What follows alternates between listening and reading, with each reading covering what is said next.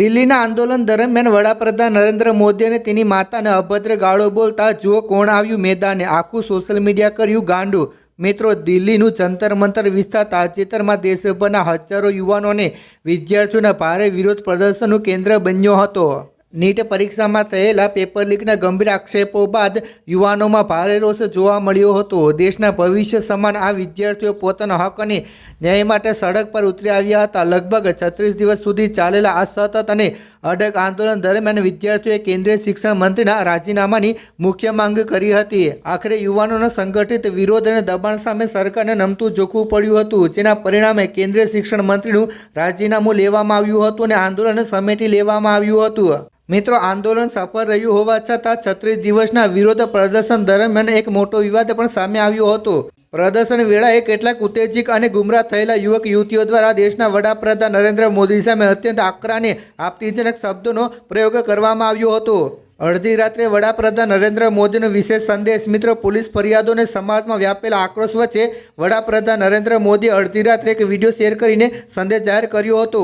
આ સમગ્ર મામલે પોતાનું વલણ સ્પષ્ટ કર્યું હતું। તેમણે અત્યંત સંવેદનશીલતાથી વાત મૂકતા જણાવ્યું હતું કે જંતર મંતર પર જે ઘટના બની તે આખા દેશે જોઈ છે। માફી અને સંસ્કારનો મોટો સંદેશ। મિત્રો, વડાપ્રધાન નરેન્દ્ર મોદીએ પોતાના સંદેશમાં ઉમેર્યું હતું કે નાની વયે બાળપણમાં ભૂલો થવી એ સ્વાભાવિક છે અને એ જ વયમાં ભૂલો સુધારીને સાચા રસ્તે ચાલવાની તક મળવી જોઈએ। ગુમરાહ થયેલા આ યુવાનોને જેલ અદાલતના ચક્કર કે સામાજિક પ્રતાડના આપવાથી પરિસ્થિતિ બદલવાની નથી। તેમણે એક ભાવુક ઉદાહરણ આપતા કહ્યું હતું કે ક્યારેક ભોજન કરતી વખતે આપણી પોતાની જ જીભ દાંત વચ્ચે આવી જાય છે અને લોહી નીકળે છે, પરંતુ આપણે આપણા દાંત તોડી નાખતા નથી, કારણ કે દાંત અને જીભ બંને આપણા જ છે। તેવી જ રીતે આ દેશના યુવાનોને બાળકો પણ આપણા જ છે, તેમને સાચો માર્ગ બતાવવો એ આપણી જવાબદારી છે। સંદેશના અંતમાં વડાપ્રધાન નરેન્દ્ર મોદીએ તમામ યુવાનોને માફ કરીને દેશના વિકાસમાં જોડાવાનું આહવાન કર્યું હતું। તેમણે કહ્યું હતું કે ભૂલોમાંથી શીખીને આગળ વધવું એ સાચો પુરુષાર્થ છે।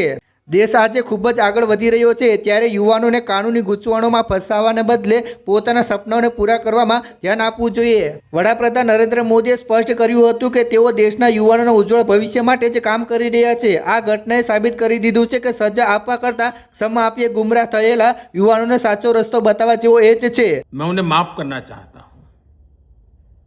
समाज भी मेरी इस बात को स्वीकार करे, क्योंकि मेरे मन में एक ही भाव है।